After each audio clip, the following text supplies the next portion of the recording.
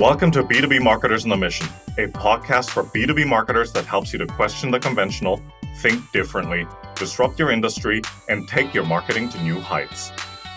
Each week, we talk to B2B marketing experts who share inspirational stories, discuss their thoughts on trending topics, and provide useful marketing tips and recommendations. And now, here's your host and co-founder of Einblick Consulting, Christian Klepp. All right. Welcome, everyone, to this episode of the B2B Marketers on a Mission podcast, where you get your weekly dose of B2B marketing insights.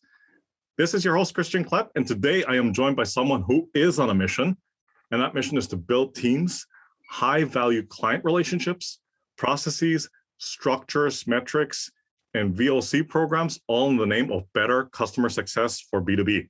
So coming to us from Guatemala City, Señor Walter Javier Zepeda.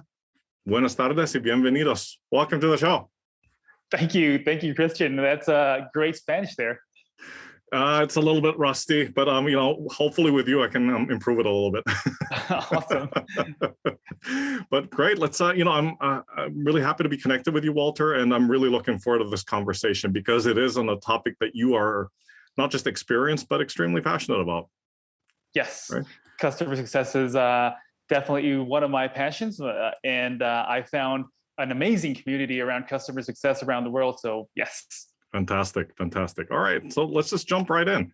So you've built a successful career around the different aspects of customer success. So building teams, as I mentioned, building high-value client relationships, processes, structures, metrics, and so forth. So for the benefit of this conversation, and also in the interest of time, let's zero in on the topic of building high-value client relationships using customer success. So talk to us about why you feel that's so important and why getting this right will give B2B organizations a competitive advantage.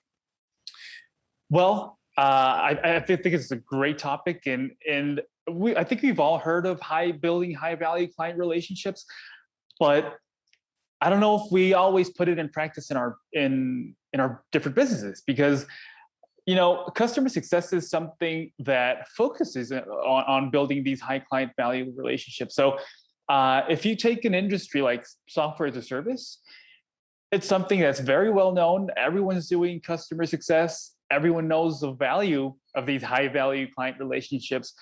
But when you go to other industries, other B2B businesses, this is something that you say that you want to build high value client relationships, but I see a lot of other industries that are focusing more on acquiring new clients than focusing on growing your existing client base. And as we know, and the research shows, acquiring a customer is many times more expensive than it is retaining one. And not only retaining your existing client base, but actually growing and expanding it. So there's a lot of business to be made with your current client base. But these businesses are just, unfortunately focusing on acquiring new ones. And of course, I'm not saying this is a bad thing, acquiring new clients. I'm just saying that there's a lot of opportunity with your existing client base. That's absolutely right. I believe you're referring to like the cost of client acquisition, right?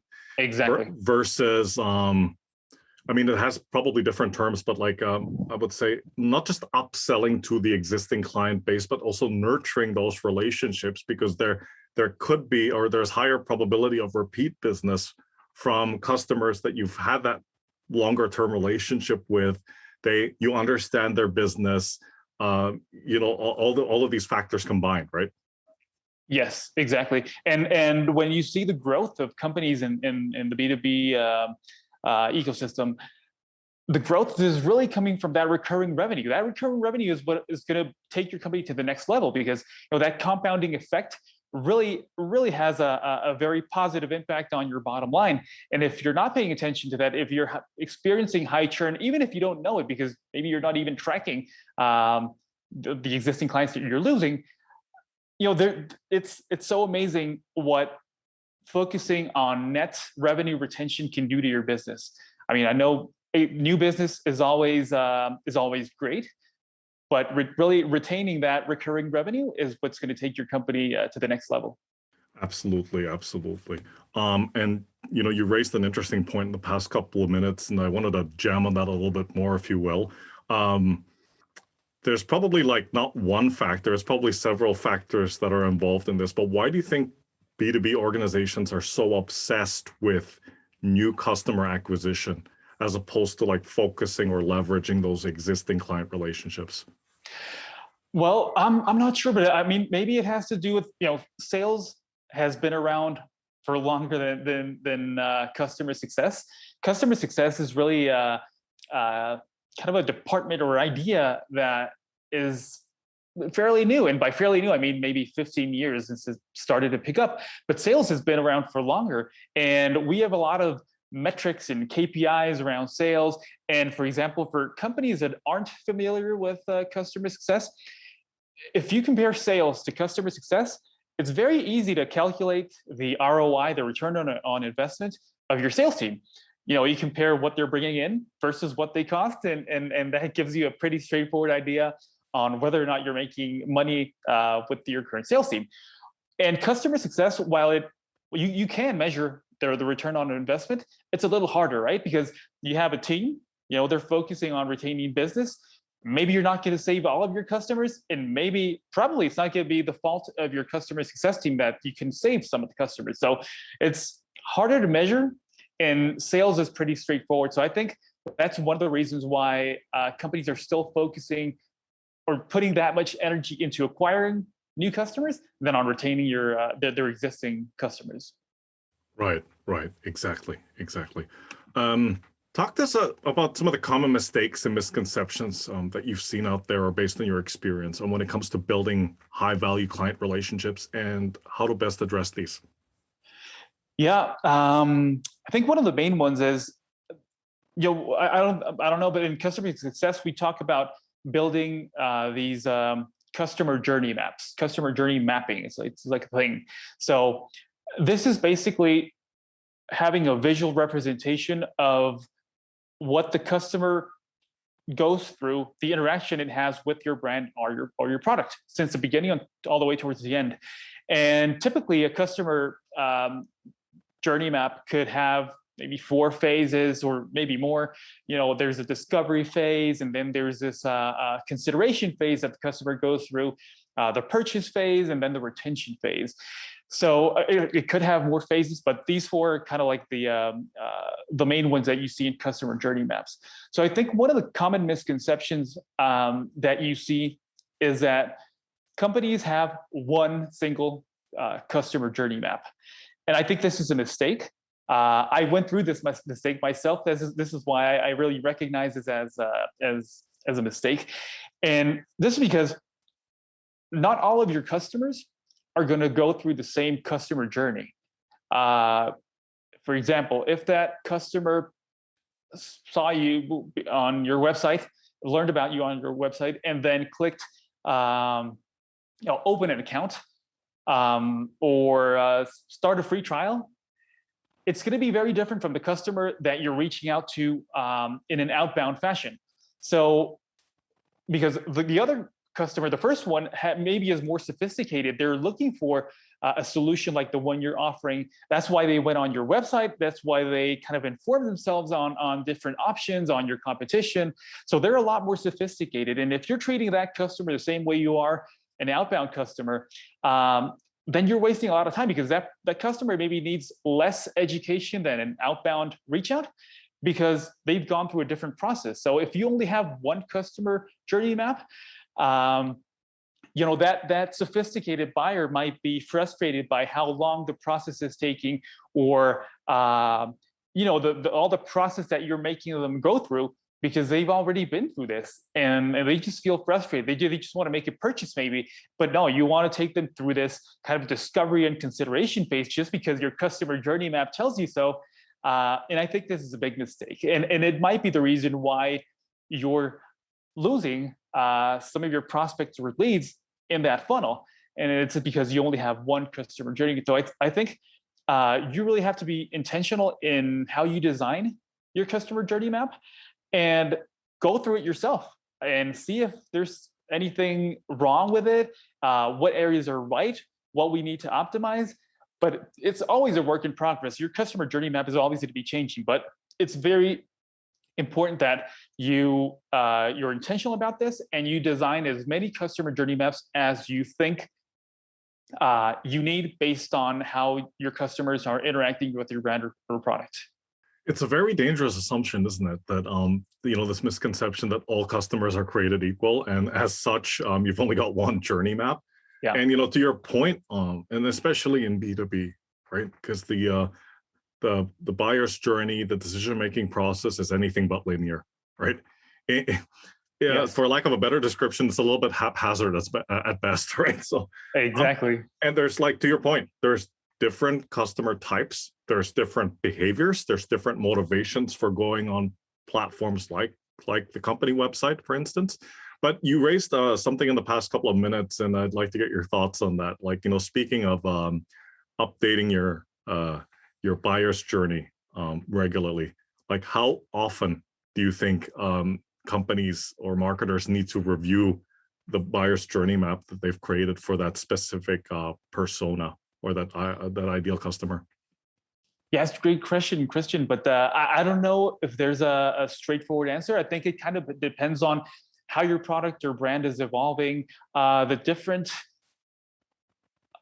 sites or platforms where your customer can interact with your brand. So if you're doing something new on social media, you're now on a different platform. Your product changed a bit. Your storytelling kind of changed. Your website kind of had an overhaul. So I think all of those stuff, all of the things you need to take into consideration when you're thinking about your customer journey map. So I just think with any change that you make in the way that your customer can interact with your brand or product, you at least have to revise it, see if it still makes sense. If you're not changing anything, which might not be a good thing anyway, then maybe it's not that necessary to check it so often. But I would say every time you do something that affects the way your prospects or your leads or your customers will interact with your brand or product. And that includes platforms, social media, your website, blogs, newsletters, etc. Yeah, absolutely. Absolutely. This next question is, I would say, highly relevant to your area of expertise. And it's about, as the B2B space continues to rapidly digitize, servicing customers and building relationships with them digitally and via online platforms, I would say, is almost a given. It's paramount to success. So talk to us about how B2B firms can build strong teams while working with clients remotely. And that's probably something that you've been doing for a while, right? It has, yes. Since the pandemic started, and it has a lot of challenges because, of course, technology has given us a lot of tools that we can use. Some of them that we discovered up until the pandemic that were around for, they've been around for years, but we just started using them during the pandemic. So technology can only take us so far, I think, and of course, it's proven to make us more productive and to reach our clients faster and reach more clients with the time that we had before. But the thing is, when with your teams, of course they're reaching their goals and everything, but just if you only do it in technology, if you want to build a strong team, I think there's a risk that your teams kind of detach from the purpose. And because when you're reaching so many clients through technology platforms, you're doing that at scale, you're doing it with automations. You, as a customer success manager, for example, where you were used to interacting in a more personal manner with customers, I think that there's a risk there of losing that purpose. So with our teams, now that we're coming back slowly to having face-to-face meetings and just coffees and different face-to-face interactions, we've seen that in our case with our teams, they really get a sense of their purpose on why they're doing the things that they're doing day to day, why we're pushing that product, why we're telling everyone about it. And it's something that you just get with those face-to-face interactions, or maybe if you can't do it face-to-face, at least on a phone call. But if you're just using emails and different automated outreaches, you risk really being detached on why you were doing what you were doing with your clients. So, as much as you can, I think it's great to allow your teams to have these face-to-face interactions with your clients, to really get them back to the purpose, get them back to their mission. And I think it's a great way to connect again with your company's or your brand's mission and vision, and really transmit that to your customers. So again, I'm not saying anything bad about the technologies that we're using. I think they're amazing, and we wouldn't be where we are without them. But again, going back to those basic face-to-face interactions or phone calls or just interacting with your clients is going to build a very, very strong team, even if they're working remotely. Yeah, absolutely. Absolutely. Would you say that systems and processes that you have internally are also like, a key factor in that to facilitate that? Yeah, definitely. I mean, as leaders, we have to really promote and encourage and just really give our customer success managers or any teams, marketing and sales teams, just the tools to do that. And of course, our processes, we have to be very intentional about them. And if we only have automated things because we want to do everything at scale, I think it's going to hinder the results that we can get when we're scaling. Because when we're scaling, we're always focused about being, the most productive we can with the least cost, and that's good and well. But if we as leaders we're not intentional about giving our teams the tools and platforms and processes and structures to really interact with clients in a way that they feel connected and with a purpose, we're not going to be able to really help our teams be strong in these remote times. Yeah, absolutely, man. Absolutely. You brought up some of these elements in the past couple of minutes, but if you can, explain what you consider are the key components of a successful CS approach, specifically designed to help build high-value client relationships, and where you can, please cite an example. Well, I think just the main one, and maybe the one that we've heard, is communication. So communication is always at the core of any relationship. Think of your spouse. Communication is basic, and you wouldn't have a successful marriage if you didn't have communication, and the same is true for client relationships. So I think it's essential. It's maybe the main one that I would cite. And so for example, when you say communication, so how often should we communicate with our clients? Again, we have to be very intentional in setting that rhythm. So in customer success, we talk about having executive business reviews, EBRs, or quarterly business reviews, QBRs. Some companies really don't have a schedule for these, but they are intentional in how they do it and how often they do it. So I think scheduling these check-ins, sharing company news on social media channels, just connecting with your clients in different ways, communicating. You can't over communicate, I think, unless of course you're spamming your clients, which is never good. But it's never a problem to over communicate what your company is doing, especially if it's in the interest of your clients. So I would say communication is a key factor, and really having a structure and process around how you do it. But you can never grow, I think, or create a high value client relationship without communication. I think it's really basic that you do that. Yeah, no, that's absolutely right. That's absolutely right. And to your point, it's communication is crucial, not just in customer success, but in any relationship per se, right? So Exactly. And not just a one-way communication, right? Because Right. you might think like, oh, this is, I'm just telling my customers about my product, but it's getting their feedback also. Yeah, The absolutely. same way you would do in your marriage. Like you would ask your spouse, like, am I doing this well? Or how well are we communicating with each other? How can we improve our relationship? And the same is something you can do with your clients, and really take that feedback to heart, because this is what's going to teach you things about your brand or your product that you never knew, because you're not in your customer's shoes. And as often as you can, you have to do that exercise.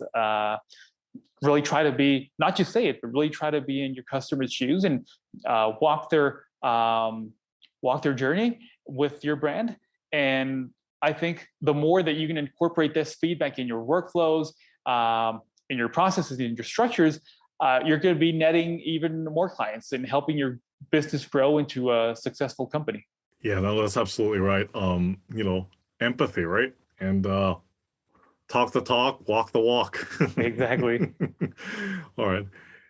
Yeah, I'd like to get your thoughts on these, Walter. So, according to an article on the platform Future of SaaS.io, right, there are many key trends that are shaping the future of customer success. Now, the article highlights several points, but again, in the interest of time, I've picked 4 that could make for an interesting discussion. So here it goes. Point number 1, CSMs are now business continuity advisors, right? Number 2, digital engagements are transforming the virtual world of work. And I think that's almost a given, but point number 3, greater focus on scaling customer service efforts. And the final one is success is expanding into strategy. So thoughts on the above, anything that you disagree with, anything you'd like to add? Yeah, so that those are really good ones. The first one you mentioned is CSMs are business continuity advisors, definitely, and we've seen it. I think even more right now with the pandemic, because business continuity was in the minds of every company in the world, right? Like, how are we going to survive this? How are you going to make through this pandemic? It has new rules, new structures. Everything was shifted. So CSMs, I think the great CSMs, it's not a must-have for a lot of CSMs, but it should be. To be a business continuity advisor in the different industries of your clients, of course, you have to be a product expert in your product, right? You have to know your product from A to Z, and you have to really know how your product will impact your client's business.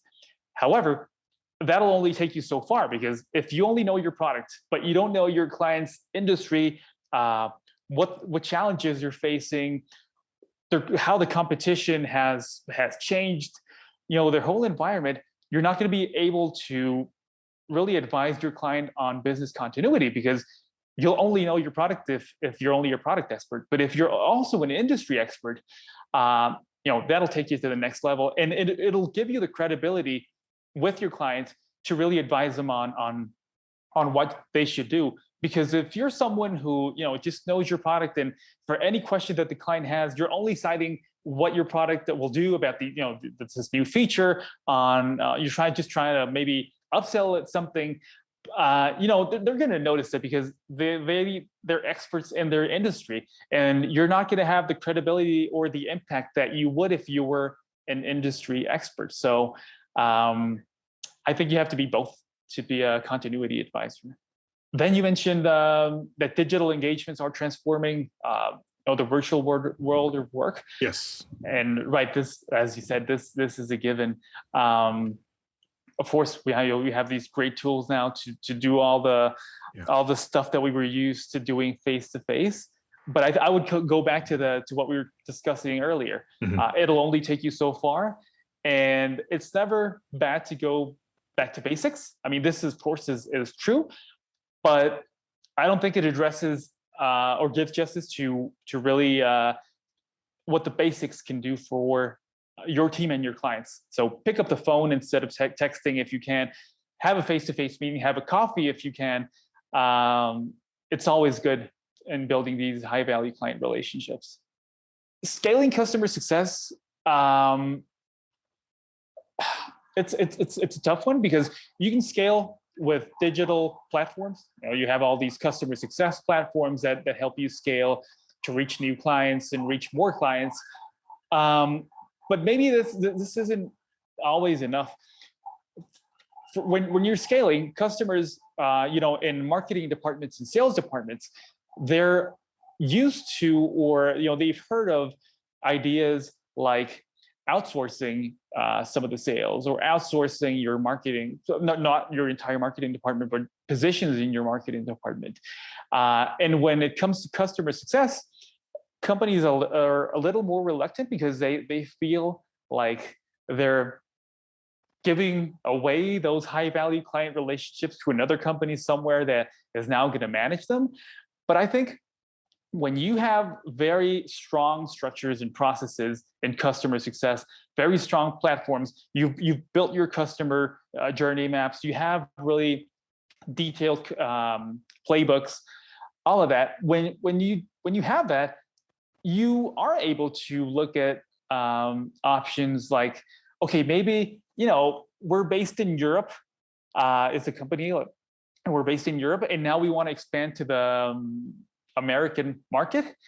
How can we do this at scale with the team we have? Maybe it's going to be a little, it's going to be a lot more expensive than it would be hiring someone in Latin America, which is kind of the business that we focus on. So we've seen the financial gains that companies perceive while doing this, but it's not something that's very intuitive. So I would encourage people to know how you can scale customer success with remote teams.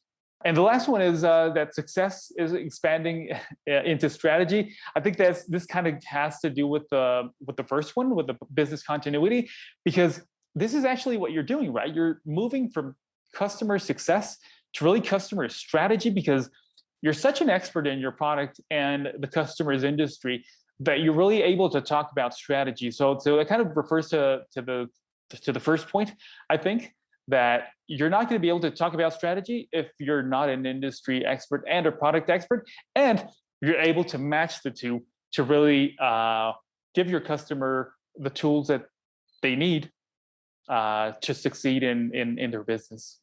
Those are some really great points you raised. And, going back to what you said about point number one, about the business continuity, it kind of reminds me of what you said earlier on in the conversation, whereas companies were, or are rather, present tense, still focused on new customer acquisition instead of focusing on the existing clients, right? Because I would assume that a lot of companies at the beginning of the pandemic last year, when the world was going into a lockdown, they weren't just worried about getting new customers, they were worried about keeping the ones they already have, right? And so clearly customer success plays an instrumental role in that process as well. Yes, and I mean, the customers were really hustling to see what they had to do to just keep their head above the water. And if we in customer success can help them at least in surviving in a part of their business, then that's a lot. And not all of the companies see the impact that they can have being strategy advisors to their customers. And of course, you only have one product that company is using, but if you can help them in other ways, that maybe it's a little cost to you, but it's at a big benefit to your customer, I mean, you're really going to solidify that relationship that you have with them. And we've seen examples in our case. We've helped customers in areas that have nothing to do with the product that we're selling or the service that we're giving. But making a connection with another person that we know, with another company that we know, just connecting people is something that is very low cost, but of high benefit to your customers, probably. So if there's anything that you can do for your customers that is cost effective to you, but even outside the scope of what you're doing, I would encourage you to do it, just to solidify that relationship. Yeah, you're definitely touching on something that I think is really important, because you're referring to I guess the more intangible aspect of it, right? So that's probably a combination of the experience that the customer has along coupled with a consultation or services, right? So they're benefiting not just from using the product, but also the expertise and everything else that comes with that experience. Exactly. And the more the customer perceives you like this, the longer they're going to stick around with you. And it's not even going to be based on your product. It's going to be based on, it's at higher levels. That connection it's going to be at a higher level where the customer really needs you and you need the customer. So it's kind of like a win-win situation. It's like mutually beneficial. Yeah, that's absolutely right. That's absolutely right. Talk to us about what you believe is one of the biggest challenges, rather, that customer success is facing now, and especially when it comes to like high value client relationships. Yeah, and this is maybe touching back on one of the previous points that we discussed. I think one of the biggest challenges is building these high client value relationships at scale. So this is our business, so this is why I know that this is a challenge. That when companies are scaling, especially to other markets, it's very hard to scale those high value client relationships, and especially because maybe you're not that well versed in a different culture, in a different country, a different region, or a different continent. So building those relationships at scale can be difficult if you're trying to do that from your headquarters, from your home base, and not really taking advantage of the talent that you have in other regions.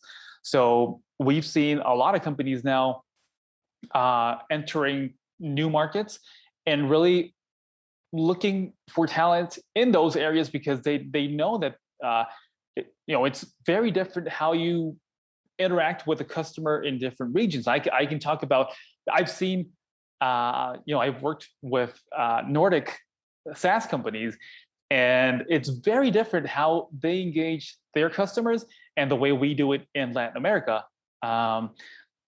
It's just very different, and it's very different what clients expect of you. So to cite a very concrete example, in Latin America, when you do customer success, and we've seen this in our customer success in Spanish community that we have, which is called Customer Success en Español, we've discussed how in Latin America, there's a lot more handholding with the clients. Clients expect you to do more than clients in other regions would expect.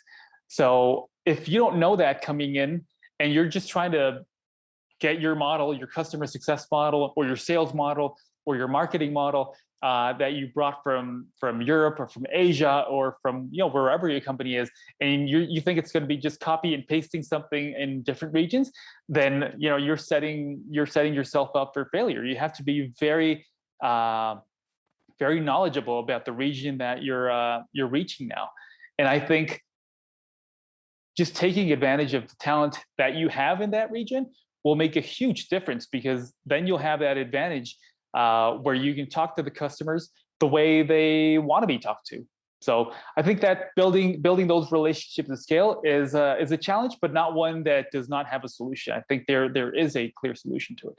That's a really good point. And back to something you said a couple of minutes ago.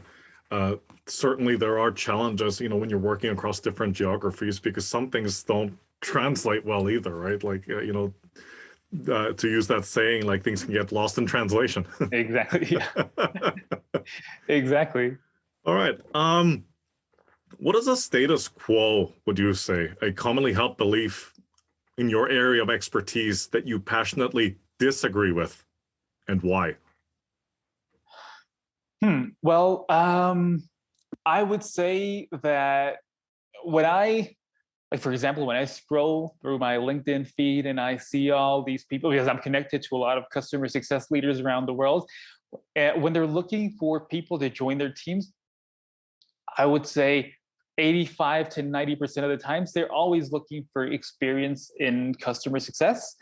I disagree that you need experience to start in customer success. I'm not saying that. Of course, experience is extremely valuable, and I might be a little biased because I myself started in customer success with no experience in customer success. I had experience in other client-facing roles, and maybe I did some customer success before without knowing or calling it customer success, but I really didn't have that experience in my resume that I could say, I've done customer success before.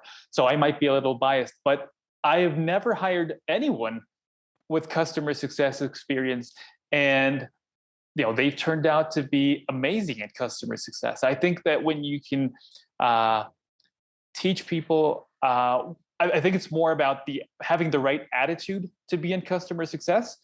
Attitude is way more important than experience. I've interviewed people with customer success experience, and they don't have the right attitude, and I'm always going to go for attitude. So I think having that experience is a commonly held belief that I very much disagree with.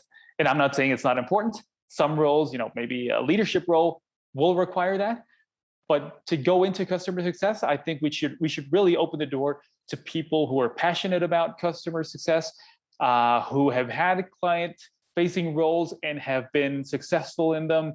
I have a great example of a person I know who is right now transitioning from special education, especially for kids. She's transitioning to customer success, and I can already tell that she's amazing, and she's going to be amazing at it. And right now, she's working and landing that first role. And I know that the company that hires her will never not regret it. And I can just see it because of her energy and her attitude and everything. So I think that that's way more important customer success than just experience. Well, that's a really great observation. It actually reminds me of a conversation I had with another guest on the show, and it was the same story. I would say same story, different characters. Let's put it that way, right? Because he said that there's a lot of misconceptions, especially in B2B organizations, about people in customer success roles. And more often than not, he's seen it in his experience that people who are in customer support get pushed into a customer success function. And that more often than not doesn't work out, right? Different role, different attitude, right? Exactly, because customer support is reactive. Versus customer success, which is proactive, and productivity is something pretty scarce. Like you're not going to find that in anyone. So yeah, I think it's a mistake what you said about just putting someone from support in a customer success role. Yeah, no, that's it. So just to wrap it up, right? Like advice that you would give people, like your friend, for example, that's starting her first role in customer success. What is the one thing that you think people should start, and one thing that people should stop when it comes to customer success and high value client relationships? Well, are we talking about from a company perspective, or from someone who is starting off in customer success?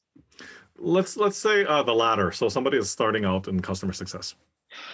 Well, I think if I look at what my friend is doing, like for example, she's being extremely active on LinkedIn and the different customer success networks. She's contributing with things that she's seen in her area of expertise, and seeing how, what tools we can use in customer success. And I think she's been very successful. I mean, the traction that she has is enviable. Like she has more traction than other customer success leaders that I see. And when you see these recognitions that come out, like the Success Hacker top 100 customer success leaders list, I would love to see her in this list, because she's so good and she has such a good grasp on the concepts. So I would suggest start networking, start joining these different communities and contributing with the things that from your area of expertise, and how you think that could translate into customer success. Because there's a lot of stuff in different industries that the customer success community would benefit from learning. I myself have benefited quite a bit from her posts and all the stuff that she's put out. So I think she's on the right path, and this is what I would suggest to anyone who's joining the community. Start contributing to the community with all of the stuff that which could translate well into customer success. Fantastic. And stop? Stop. I don't know if there's something that I would tell people coming into the community to stop doing, because maybe the ones that aren't doing good things in the community, they're not even visible. So I don't even see what they're doing.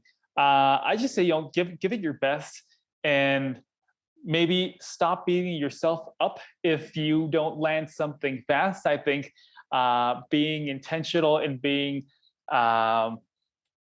sticking with what you're doing for, even if it takes months to land your dream role. So stop beating yourself about it. Stop. If you reach out to customer success leaders for one-on-ones, maybe you need some advice on something and they don't respond, don't take it personal. Don't think it's you. A lot of these people are busy. I myself, I try to be in every call that if anyone asks, I will, give my advice, whatever I can give. If I can't, then I'll be just straightforward, saying this is not something that I'm really good at. But I might point you towards someone who is. So this is what I would just stop beating yourself up and just be persistent. And for the customer success leaders that are receiving these requests, I would say, take 15 minutes of your time, maybe if you can every week. It's 15 minutes. We know we're all extremely busy, but we can all take 15 minutes to help someone out, because it would have meant the world to us when we were starting out. So I always say, try to give back to the community. That's some pretty solid advice. So thanks for sharing that with us. And Walter, thank you so much for coming on the show and sharing your expertise and experience with the audience. So please do us the honor of introducing yourself and let us know how folks out there, especially in the CS world, can get in touch with you. Thank you, Christian, for the great opportunity. I really, really love your podcast. I really, really love what you're doing and your contributions to the community. I'm so happy that we were able to connect. Likewise. Thank you, LinkedIn. Yes, of course. Thank you, LinkedIn. Yeah, the power of networking, right? Right. Yeah. But yeah, so my name, as you mentioned at the beginning, my name is Walter Zepeda. I'm based in Guatemala City, and right now, I started out in customer success, but we built a company called Scalefront, which recruits and hires top talent in Latin America. And our focus is global SaaS companies. We focus on customer success, customer support, sales, business development, and content marketing. And this is what we're doing. We're hiring people here in the region because there's a lot of great talent in Latin America. For these companies that are scaling. So, this is something that they can use to test out a new market, which would be either Latin America or the US market. So that's what we're doing these days. And as far as where we can connect, I'm on LinkedIn. I try to be pretty active, although I don't always accomplish it. But yeah, you can look me up on LinkedIn. It's Walter Zepeda in Guatemala from Scalefront. And I'm on other social networks, but I think LinkedIn would be the best to start out a conversation. Fantastic. Once again, Walter, thank you so much. I mean, this session was informative. It was incredibly insightful, and I really hope the listeners get value out of this. So take care, be safe, and keep in touch. I will. Thank you, Christian. Thank you for having me. Talk to you soon. Bye.